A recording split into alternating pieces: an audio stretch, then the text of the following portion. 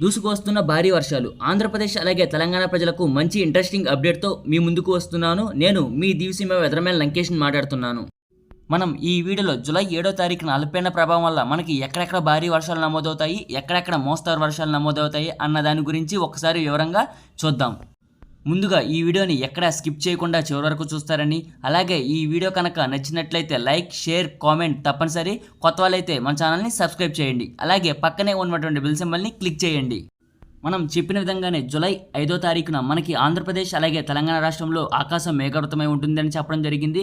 ఆ విధంగానే ఈరోజు మార్నింగ్ నుంచి సాయంకాలం వరకు మనకి ఆంధ్రప్రదేశ్ అలాగే తెలంగాణ రాష్ట్రంలో పూర్తిగా ఆకాశం మేఘావృతమై ఉంది.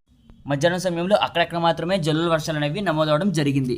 ఆ విధంగానే ఈరోజు సాయంకాలం అలాగే రాత్రి సమయంలో తెలంగాణ రాష్ట్రంలో అలాగే రాయలసీమ జిల్లాలో కూడా వర్షాలు అనేవి ఉరుములు మెరుపులతో నమోదే అవకాశాలు అయితే పూర్తిగా కనిపిస్తున్నాయి. బంగాళాఖాతంలో రేపు ఒక ఉపరితల ఆవర్తనం అనేది ఏర్పడుతుంది. ఈ ఉపరితల ఆవర్తనం అనేది మనకి జూలై 7వ తారీఖున ఆదివారం నాటికి ఒక అల్పపీడనంగా ఏర్పడుతుంది. ఈ అల్పపీడన ప్రభావం వల్ల మనకి మధ్యాంధ్ర, ఉత్తరాంధ్ర, తెలంగాణ, రాయలసీమ జిల్లాలో మనకి మోస్తరు నుంచి భారీ వర్షాలు అనేవి నమోదే అవకాశాలు అయితే పూర్తిగా కనిపిస్తున్నాయి. ఎక్కడెక్కడ వర్షాలు నమోదవుతాయి అన్నదాని గురించి కూడా ఒకసారి వీడియోలో అందిస్తాను, తప్పక చూడండి.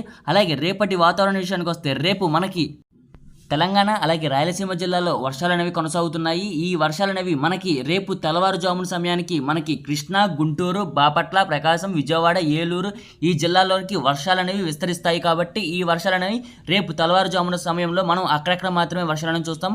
అలాగే రేపు కూడా పూర్తిగా ఆకాశం మేఘావృతమే ఉంటుంది. అలాగే రేపు సాయంకాలం సమయం నుంచి వర్షాలు అనేవి కాస్త పెరిగే అవకాశాలు అయితే కనిపిస్తున్నాయి. మెల్లమెల్లగా వర్షాలు అనేవి పెరుగుతాయి. జూలై 7వ తారీఖు ఆదివారం మనకి ఈ అల్పపీడనం అనేది మనకి కోస్తా వెంబడి సముద్రం వెంబడి ప్రయాణిస్తుంది. కాబట్టి కృష్ణా, గుంటూరు, అలాగే బాపట్ల, విశాఖపట్నం, కాకినాడ సముద్ర పరిసర ప్రాంతాల్లో మనకి మోస్తరు నుంచి భారీ వర్షాలు, కొన్ని చోట్ల అతి భారీ వర్షాలు అనేవి నమోదే అవకాశాలు అయితే కనిపిస్తున్నాయి.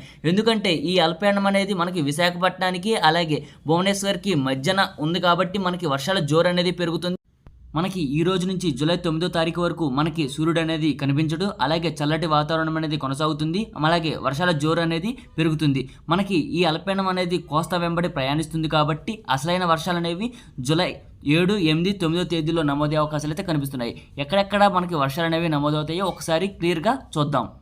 మధ్యాంధ్ర జిల్లా వంటి కృష్ణా, గుంటూరు, బాపట్ల, ప్రకాశం, ఏలూరు, విజయవాడ, రాజమండ్రి, అమలాపురం, భీమవరం, అలాగే నరసాపురం, మచిలీపట్నం, అవనిగడ్డ, నాగేలంక, కోడూరు, రేపల్లె, నిజాంపట్నం, అలాగే ద్వారకా, తిరుపతి, జంగారెడ్డిగూడెం ఈ పరిసర ప్రాంతాల్లో మనకి మోస్తరు నుంచి భారీ వర్షాలు, కొన్ని చోట్ల అతి భారీ వర్షాలు జూలై 7, 8 తారీఖుల్లో 100% వర్షపాతం అనేది నమోదవుతుంది.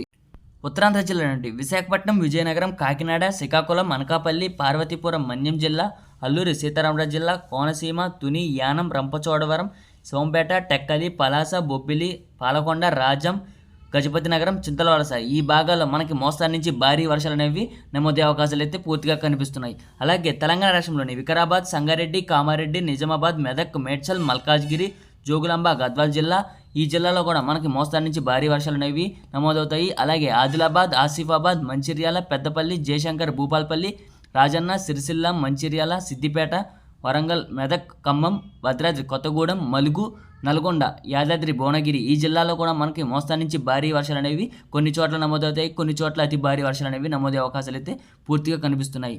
అలాగే రాయలసీమ జిల్లాలో కూడా మనకి జూలై 7, 8, 9వ తేదీలో వర్షాలు అనేవి నమోదే అవకాశాలు అయితే కనిపిస్తున్నాయి.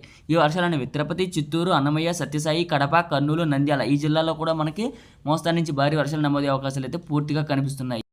ఈరోజు అర్ధరాత్రి అలాగే రేపు తెల్లవారుజామున సమయంలో మనకి వర్షాలు అనేవి నమోదవుతాయి. రేపు కూడా ఆకాశం మేఘావృతమే ఉంటుంది. రేపు సాయంకాలం సమయం నుంచి మనకి వర్షాలు అనేవి మెల్లమెల్లగా పెరిగే అవకాశాలు అయితే కనిపిస్తున్నాయి. ఆదివారం, సోమవారం నాటికి మనకి వర్షాల జోరు అనేది మధ్యాంధ్ర, ఉత్తరాంధ్ర, రాయలసీమ, తెలంగాణ రాష్ట్రంలో పెరిగే అవకాశాలు అయితే పూర్తిగా 100% అయితే కనిపిస్తుంది. ఈ వర్షాలతో పాటు మనకి పిడుగులు కూడా అధికంగా నమోదయ్యే అవకాశాలు అయితే కనిపిస్తున్నాయి.